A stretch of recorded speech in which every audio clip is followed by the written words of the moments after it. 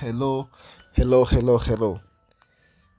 My name is Dr. Elia Madete and this is Madete TV.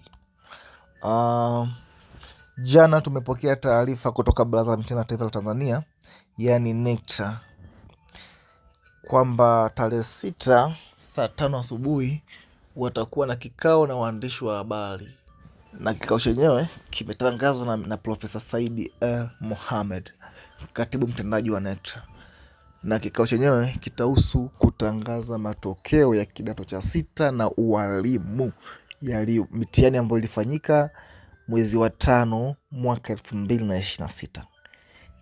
Kichwa cha habari hapo kinasema mkutano na waandishi wa habari kuhusu matokeo ya kidato cha 6 ACSEE na ualimu 2026.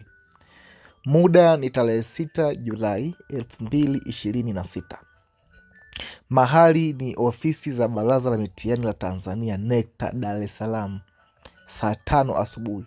Usikose kufuatilia kupitia YouTube channel kwa chaneli inayoitwa NECTA Online. Kiufupi ni kwamba madogo zetu walifanya mtihani mwezi wa 5 mwaka huu, wale wa form 6 na wale wa ualimu, na mwezi wa 7 tarehe 6 ndo matokeo yao yanakuwa officially published. So kesho tarehe 6, ewe kijana uliyefanya mtihani, ama mzazi ama mlezi au mdau yeyote ambaye unahusika na masuala haya, ukawe jirani na mitandao ya kijamii ili watakapo publish tu uweze kumcheki mwanao. Hata mimi pia Dr. Elia nitakuwa bega kwa bega kwa kukuletea taarifa zote kuhusu NECTA hapa YouTube Madete TV. So mchawi hapo ni bando lako tu, weka bando then go online and search it.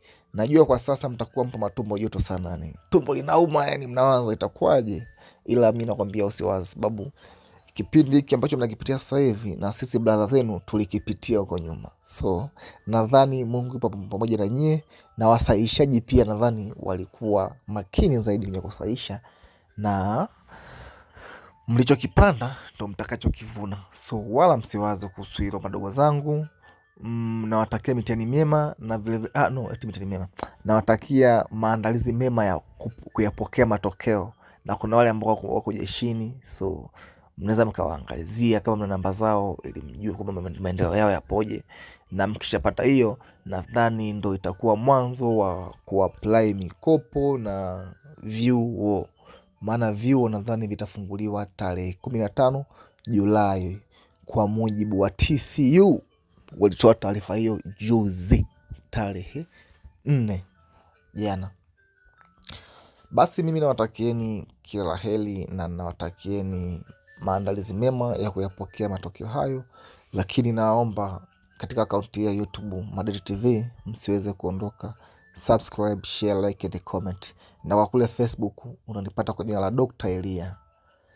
Karibuni sana ndugu zangu, na hongereni na maandalizi mema ya kuyapokea matokeo. Asante sana and you are most welcome.